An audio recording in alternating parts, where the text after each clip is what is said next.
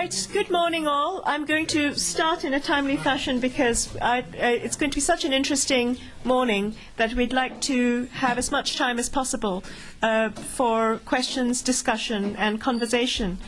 So you're very welcome to the second day of this Ireland and Biafra conference. And this morning we've got a really interesting panel.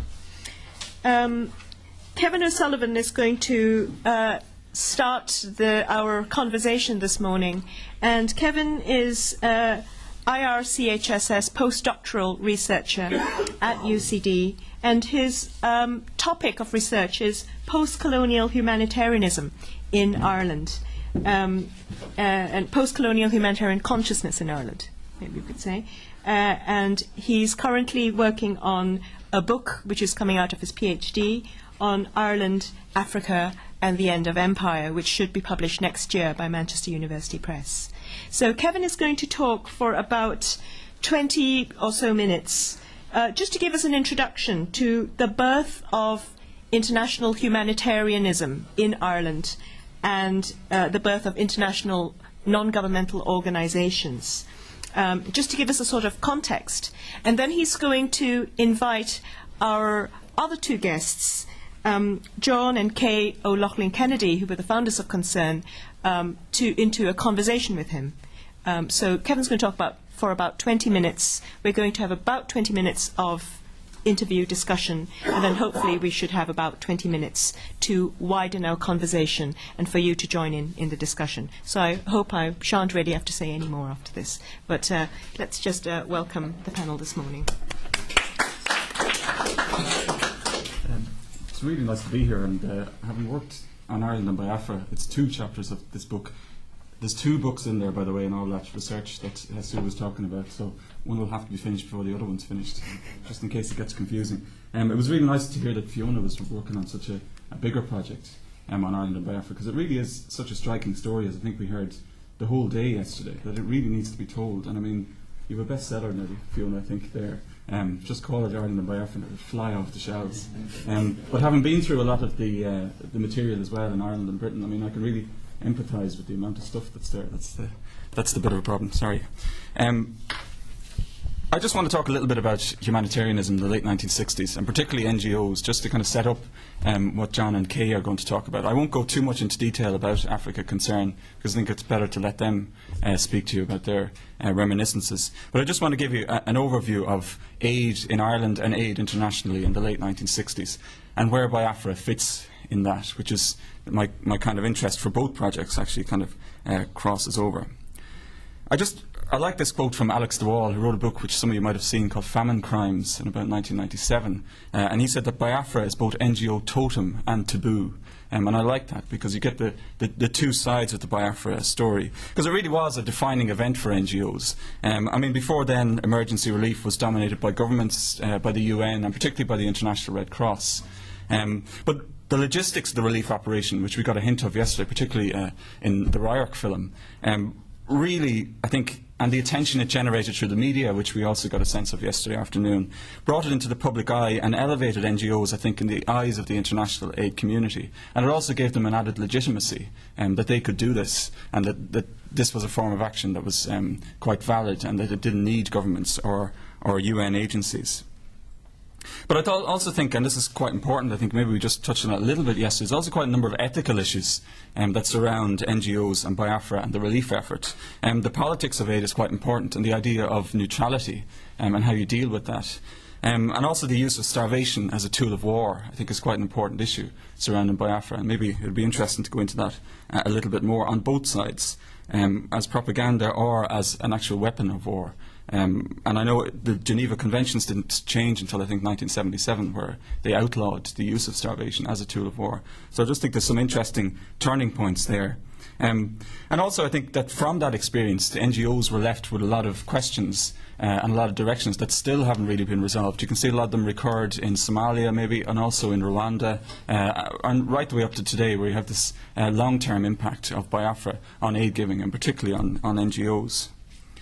Biafra, I think, and we also touched on this yesterday. I was going down through this morning over breakfast, and I was thinking, well, we said that a little bit, we said that a little bit.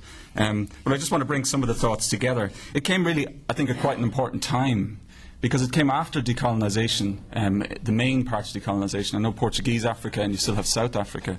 But it came at a time where states in the West were really realising that political independence wasn't all that it was cracked up to be, and that there had to be some sort of economic benefit, and that they had responsibilities towards states, particularly in Africa, but also in Asia, and to a lesser extent maybe in Latin America. There was also growing acceptance, I think, among governments and the United Nations that this was a form of international relations that they could engage in, and a form of foreign policy, particularly among the northern European states. So Norway, Sweden and Denmark and the Netherlands are leaders in this sense, but also the United States, maybe to a lesser extent because they used aid in a different fashion, and countries like Ireland who saw aid as part of reinforcing international stability and avoiding failed states. But I think, and this is something we certainly touched on when we were talking about Chicago yesterday, is that the social context is really important in the late 1960s too. You have the civil rights movement in the US, which has its resonances here in the north, but also in the work of the anti-apartheid movement in Ireland at around the same time in the late 1960s. Anti-Vietnam War protests, although they weren't big here, they provide a coming together point, I think, for a lot of disparate movements that maybe wouldn't have agreed on anything else. The rise of the New Left is really important too in Europe in '68, and some of the language that it transfers, particularly to Ireland, to a lesser extent, because Ireland is framed in a different way that I'll come to later. But the media plays a really important role in that. And I was really struck yesterday watching I Fly to Uli that television has been quite a new medium in Ireland. I mean, if you think of it only beginning in early 1962, the way that it transferred ideas from the United States, from Britain, from Europe into a country like Ireland, which is relatively peripheral in Europe, is quite important and quite significant as well. But also changes in the churches themselves, I think, are really important, because in 1958 the World Council of Churches, the Protestant World Council of Churches, was the first to suggest a target contribution for aid.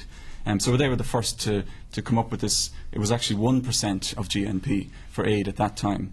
And also then in the 1960s, the Catholic Church followed with the reforms that came in with Vatican II, which allowed missionaries to become more involved in development on the ground and kind of practical development activities. And something I was surprised wasn't mentioned yesterday, but Pope Paul VI's 1967 encyclical Populorum Progressio, which I think is quite crucial because it creates this sense on human development in English. It really, I think, laid the foundations for Catholic involvement in justice, human rights and development issues, and certainly laid the ground for Trócaire to a huge extent.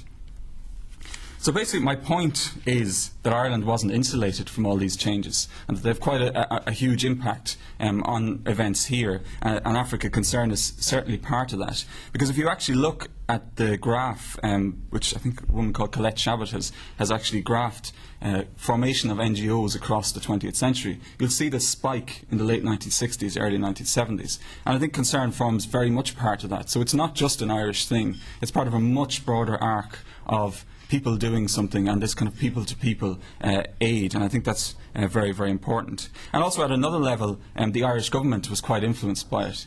It's quite simple. If you want to ask me to speak about what kind of an aid programme Ireland had before Biafra, and the answer is pretty much nothing, almost absolutely nothing, except a couple of Zambian cadets who were being trained in the Curragh, and that's about it. So there's two questions that I have that I want to talk about today. Number one is, why were reactions to Biafra so strong in Ireland? And the second one is, what is the long-term effect of Biafra in Ireland and on international humanitarian aid? So just very briefly run through that. I think we've kind of touched on, I was going to talk about the humanitarian context, but I think we've pretty much touched on it yesterday. In late 1967, the Red Cross went in for the first time. In early 1968, you get the first kind of cases of kwashiorkor and marasmus as well, and this really severe lack of protein becomes quite apparent. Then you get Joint Church Aid's airlift starting from Sao Tome, I think around March, 1968, if I'm right.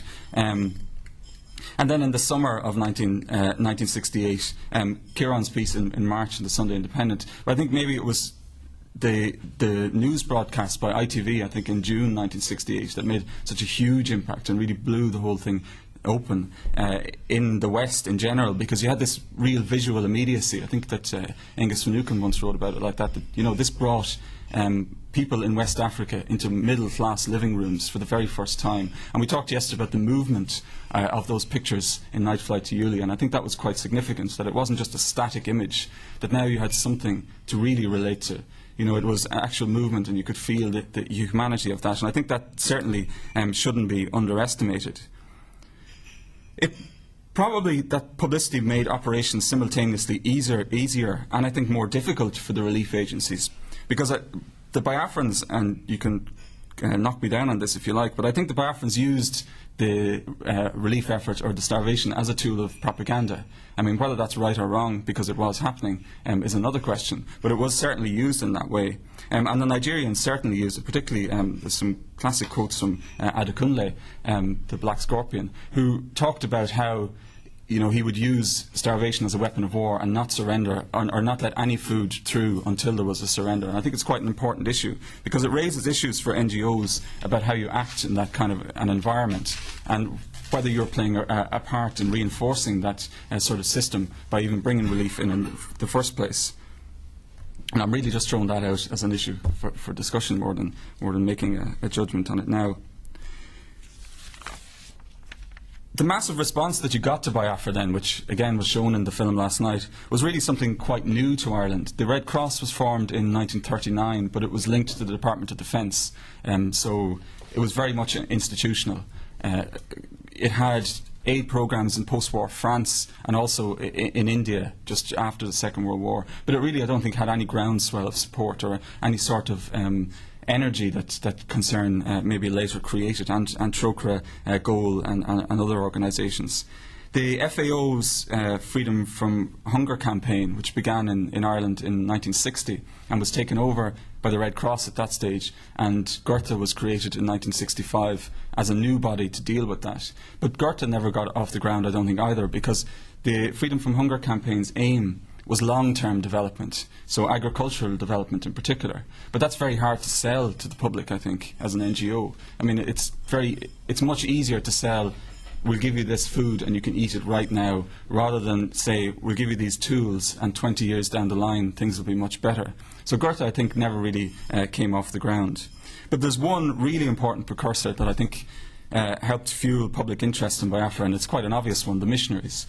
Because I think missionaries, and we talked yesterday about fundraising for black babies, missionary schools and churches, I think it created a sense of duty, which Fiona was talking about yesterday, and this kind of sense of responsibility towards the developing world, and Africa in particular, because that's the site of our religious empire, in inverted commas.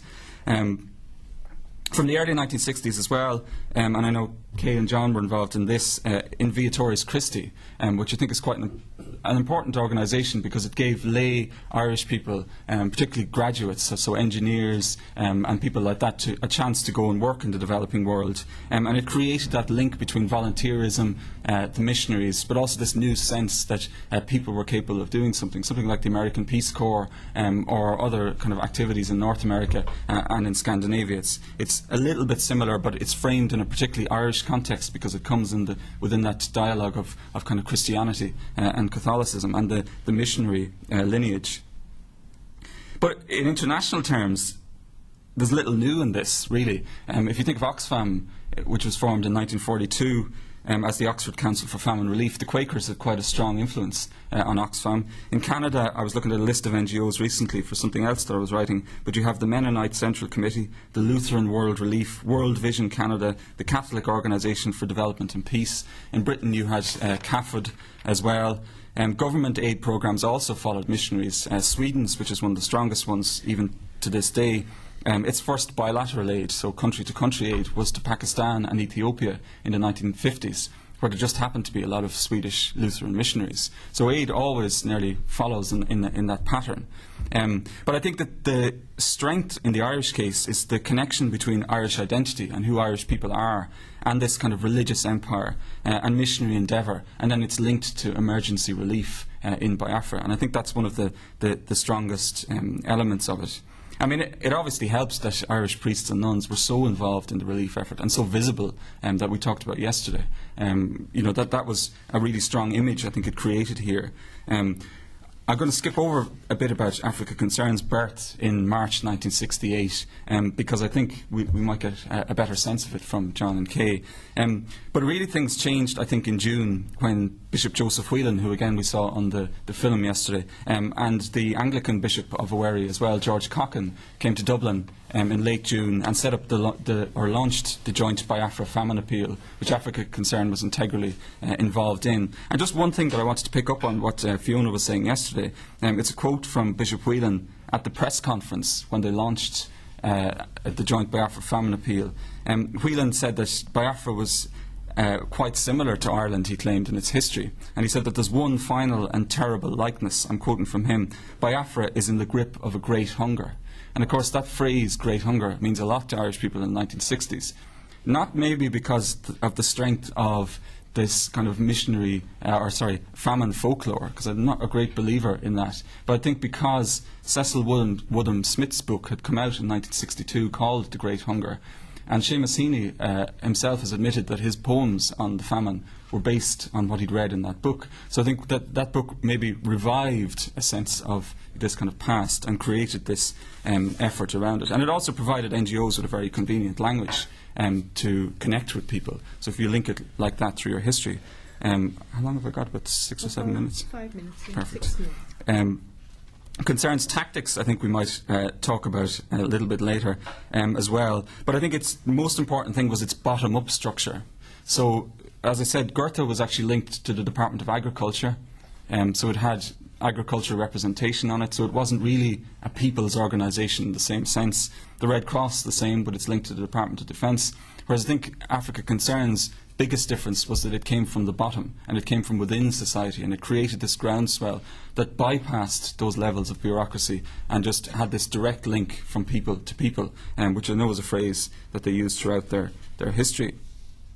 So what about the Irish government? Well, we talked a little bit about them yesterday, and I'm sorry for butting in on a couple of things maybe in yesterday afternoon, but I think it's quite a complex attitude that they had. The government's attitude really to the war in general, I think, was shaped by a dilemma. I mean, how to marry this kind of genuine desire that I think they actually did feel to assist with the relief efforts with a really inherent conservatism that's born of the way that policy was made for the previous 4 decades in Ireland, because it was really thought that it's got nothing to do with the public whatsoever. We don't care what you say, it's too important, so we just make our policies ourselves. And this kind of created a lot of friction with Africa Concern, because you've got these two different attitudes coming together.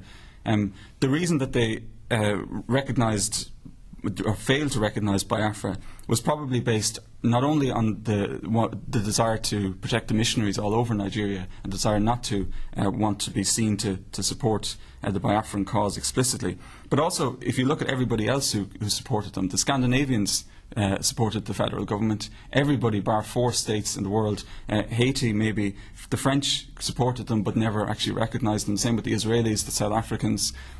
So you get this sense that there is, whether it is conservative or whether it is right or wrong, it's based on an attitude to international stability. And if we create a failed state, that was the argument, then we have a domino effect in Africa that brings in the Cold War even more strongly than it was already trickling in, and that you get this knock-on effect. Now that's their explanation. Whether it's right or wrong maybe can be debated, but that's what they said, and that was their reasons for framing their policy in that way. But there was a huge impact on them from this public attitude. I mean, the contrast that I really like, well, not really a contrast, but a comparison between Ireland and Canada, because in both states they refused to recognise Biafra. In both they linked kind of political priorities with support for the Red Cross, because most Irish aid was given through the Red Cross and through UNICEF, because they're multilateral organisations, they're non-governmental, they're supposed to be neutral, so that suits us. But also in both states you get this reaction where aid is given when there's a big public outcry. So on the day that they launched the joint Biafra famine appeal, the Irish government just happened to give £100,000 to the Red Cross. So I don't think there's a coincidence there. I think it's built on a very strong public reaction. I'll maybe ask John and Kay a little bit about why the Department of External Affairs didn't really like Concern, if I can put it mildly maybe.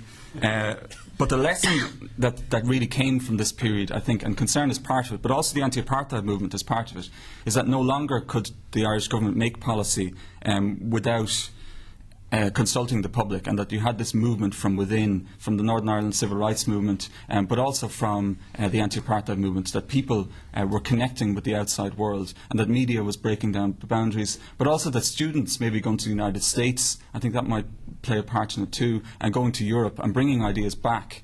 But also the fact that you got this shift within the Catholic Church as well. In 1969, the creation of the Irish Commission for Justice and Peace is quite significant as well. In 1973, Trócaire is created, so the Catholic Church's official NGO, with its strong emphasis on human rights, advocacy, justice, which comes out of Populorum Progressio and comes out of that Catholic dialogue on aid. And that's very, very strong. But it also links into a state that's 92% Catholic in the early 1970s and has extremely high percentages of 87%, I think, around in the mid-1970s of people going to Mass. So you get this, you frame it in a way that makes sense to people. They become involved. I think that's quite important. So just 4 conclusions very quickly, because I can see the clock ticking on and you're anxious to hear John and Kay. Aid, as I said, formed part of this new relationship between politics and society in Ireland. So it was never the same again. And one thing that I'm interested in my new project, which goes up, it's a history of Irish aid from 73, or from 68 maybe, until about 2006, is aid and identity. So I'm trying to write a paper at the moment for a conference next month that I'm co-organising. And Fiona, you were commenting yesterday, never write a paper when you're co-organising a conference. But it's on aid and identity, because I'm quite interested in Mary Robinson, Bono, Bob Geldof, and why is this what we do now? And I think that this is the start of it. So how has it become part of Ireland's national identity, like peacekeeping? I think that's quite an important issue. The second is its revolution on the aid sector in the West. And I think 2 events were quite crucial in this, apart from Biafra. In 1969, the World Bank produced the Pearson Report, which framed this 0.7% that I'm sure you've already heard of GNP for aid. It was the first to give that target. The second is the second UN Development Decade, which started in 1970. The first had started in 1961, so I'm not really sure why they started 9 years later after calling it a decade. But it framed things in terms of a 0.7% target. The EEC took it on then. Ireland joined the EEC, which is my third point, and then had a lot of pressure on it from both below and from above to create an aid programme, because Ireland's aid programme wasn't actually created until 1974. And they still didn't like Africa Concern until about 73, 74 direction, I think. But the non-governmental sector, I mean, Biafra is absolutely huge for Ireland. Obviously, I've talked about Trócaire's emergence. Concern then expanded, dropping the Africa bit when they went to India to deal with East Pakistani refugees, moved into Bangladesh, to Thailand, to Ethiopia and Sudan in the mid-1980s. Trócaire then, but I think above all it just involved people in the development sector, and I think I'll leave it there because I can feel Sue getting a bit anxious to my left hand side.